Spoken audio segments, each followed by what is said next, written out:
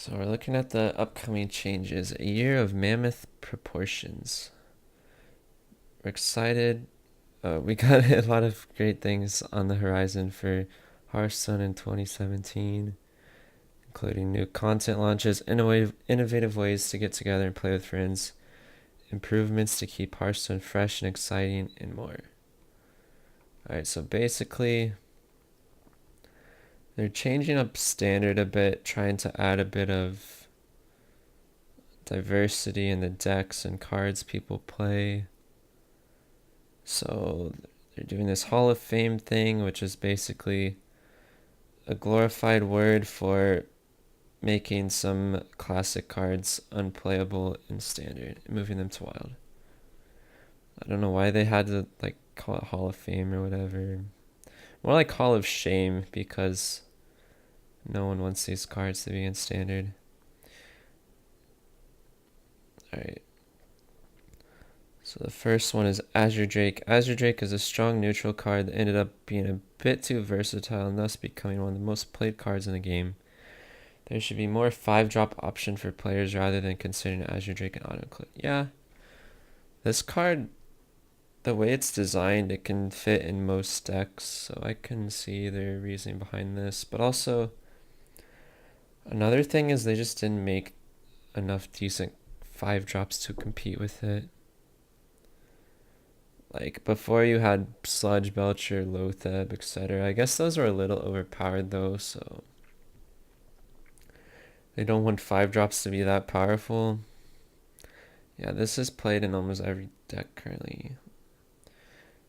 Also, Azure Drake being gone will mean Priest doesn't have to deal with it anymore. Dragonfire Potion gets way better. Shadow Word Pain and Shadow Word Death get better.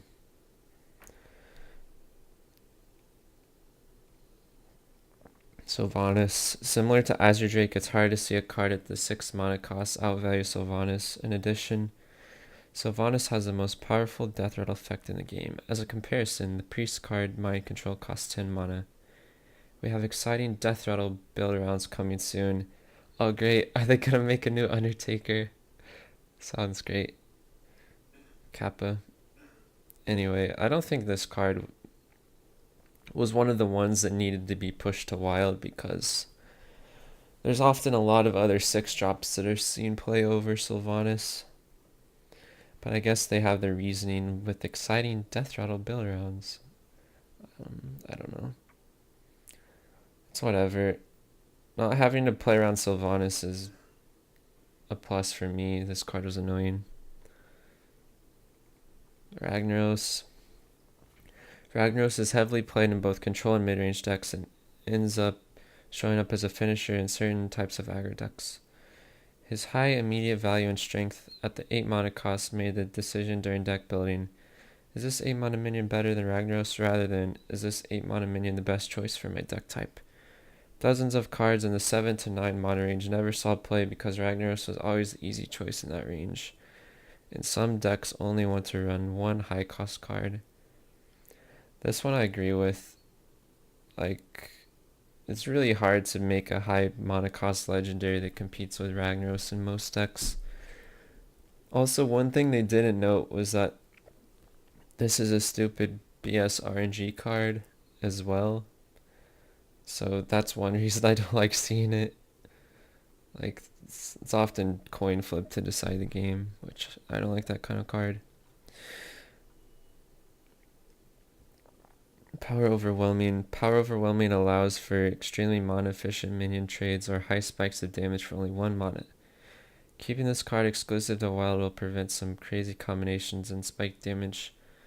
Warlock decks also tend to use lots of classic cards, so the deck changes less when new expansions release. This change will help increase the variety of cards in Warlock decks over time.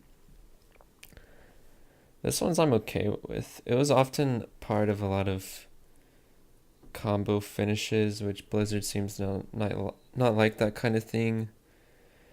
Like, they don't want Leroy Pio Faceless combo to be around forever. I'm really happy with that. This is fine. Also, the next card seems to be in line with them not wanting OTK things to be in the game. Like, sure, removing this for Zoo is kind of hurting them a little bit, but they kind of weren't even playing Power Overwhelming anymore. It's not even like Zoo was in a good spot. They were playing Soulfire because of the discard package. Anyway, that one's fine. Ice Lance. Freeze Mage is a fun deck that has been around for over 3 years now. Yep. And we like to see more variety with Mage decks after each major release. This move allows Freeze Mage to continue existing in Wild while creating more variety in Standard. Ice Lance also prevented us from making powerful spell damage cards and designs that allowed you to duplicate your cards. Ice Lance was also a very high burst damage card, sometimes being a key component of 30 damage combos. This one I'm fine with too. They're trying to remove all the OTK shenanigans, and they're trying to break up deck archetypes that basically are in play because of classic cards. So that way we don't see the same decks all the time. Like, I was definitely tired of seeing Freeze Mage, even if it's not played too much now. Like, it could have started seeing play again, whatever, in the next expansion. Like, this really doesn't hurt any deck other than Freeze Mage, so that's fine. Conceal. This is probably the best one out of all of them to get pushed to Wild. Like, this card is just uninteractive, unfun. Let's see what Blizzard has to say about it. Stealth is a very powerful mechanic and can be frustrating to play against, definitely. More for some classes than others. Hearthstone should be ultimately a game of plays and counterplays, and Conceal makes it increasingly more difficult for other classes to interact with rogue minions as time goes on. We considered promoting Gadgetzan Auctioneer to Wild instead, but in the end we decided to move Conceal because Auctioneer has proven to be one of the most skill-testing cards in the game. We think the power level of Auctioneer decreases with this change, and games where Auctioneer played will be a bit more interactive. Yeah, I agree with this. Like, Auctioneer was never the problem at 6 mana. Auctioneer at 6 mana actually can spawn some interesting deck archetypes, so yeah, this card definitely needed to be removed. Like, it's just never fun to see, never fun to play against. Like, you get those situations where you just can't do anything because you didn't draw like your one Blizzard or your one Frost Nova, say your Arena Mage, or you didn't draw your Shadow Flame Twisting Nether. Definitely a good one to move to Wild. So I think they didn't like decide to move enough cards to Wild. Like, I'm really happy with this, but what is 1, 2, 3, 4, only 6 cards out of hundreds? Like, it's not really gonna make that much of an impact. Some of these cards aren't even overpowered, I would say, but it's definitely a step in the right direction. So the next part, we wanted to allow players to disenchant classic cards that are being added to the Hall of Fame set for full dust refunds, but then felt like incentivizing players to dust their cool Wild cards was counter to our goal of making Wild awesome. Do they really want to make Wild awesome? They haven't really proven that so far, but okay, maybe they're gonna start paying more attention to Wild. So instead, we're just going to give you the dust and you can keep the cards. Up to the maximum number of cards you could put in a deck will give you the full dust value of any cards you have that are being added to the Hall of Fame set. So basically, anyone that, if you want a golden version of these cards for Wild, you can just free roll craft it now. Like, you pay your 3,200 to get your golden rag, and then they'll refund you later. So basically, everyone's gonna have these cards in golden if they have the dust to make them, since you get a full refund anyway. And anyone that has them already, like, gets the dust back too, so that's good.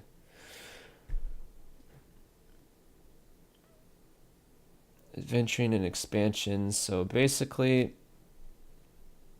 they're no longer going to do the stupid adventures where they only release 45 cards. I'm really happy with that because 45 cards is not enough to shake up the meta enough.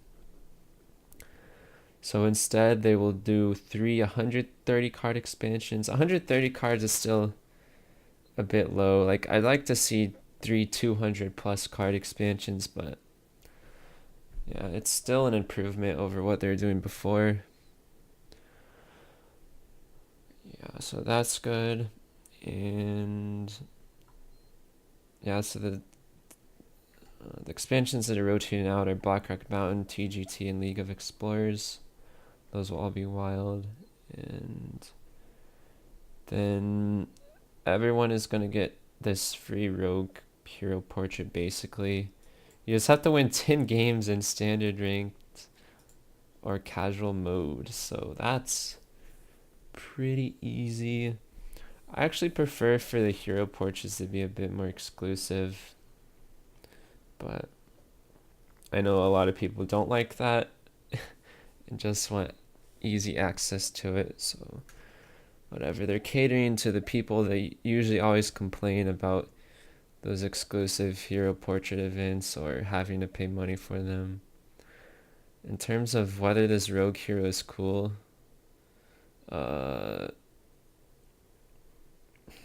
meh. Valera is better. Valera has tits. What does this guy have? Nothing. Anyway, yeah, that's it. Overall, good changes. I would like to see more, but what do? Hopefully they keep pushing the game in this direction and keep doing more stuff like this.